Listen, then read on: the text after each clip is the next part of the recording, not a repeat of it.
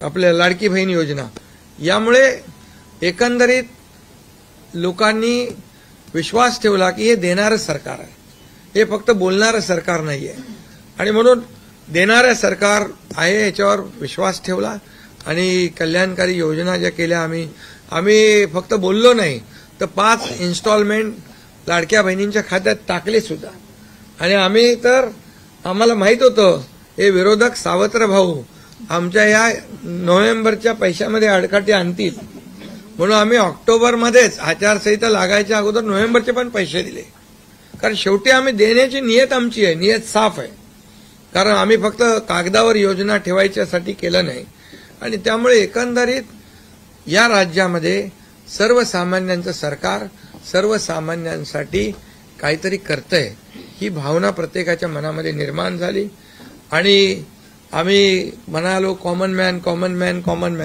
आता कॉमन मॅनने आम्ही ठरवलंय की त्यांच्या जीवनामध्ये काही बदल घडवून चांगले दिवस आणून त्याला सुपरमॅन करायचं, पण त्यांनी आम्हाला या निवडणुकीत सुपरमॅन सारखं काम करून दाखवलं आणि एवढं भरभरून त्यांनी आशीर्वाद दिले की आता जनतेने त्यांना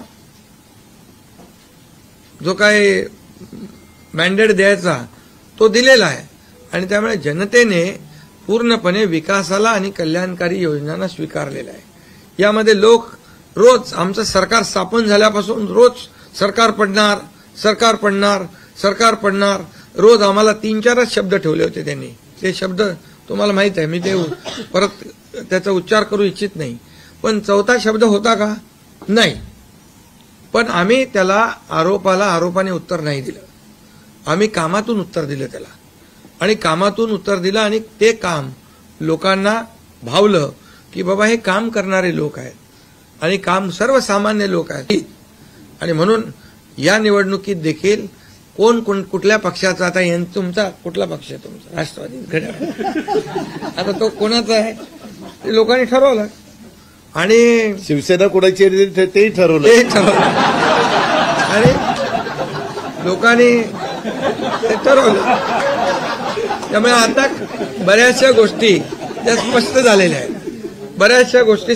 आहेत, आणि मला समाधान आहे की 2019ला 56 जागा आल्या होत्या आणि त्या 56 मला वाटतं आताही 56 जागा आल्या, अजून चालू आहे. पण मतांची टक्केवारी वाढली, मतदानाची टक्केवारी वाढली, महिलांच्या आमच्या लाडक्या बहिणींच्या टक्केवारी वाढली. आतापर्यंत महिलांचं टक्केवारी कमी असायची पुरुषांपेक्षा, पण यावेळेस ती टक्केवारी जास्त आहे आणि म्हणून लाडक्या बहिणी आमच्या ज्या आहेत त्या लाडक्या बहिणींनी सावत्र भावांना चांगला जोडा दाखवलेला आहे आणि आम्ही म्हणायचो ना, खोडा घालणाऱ्यांना जोडा दाखवा.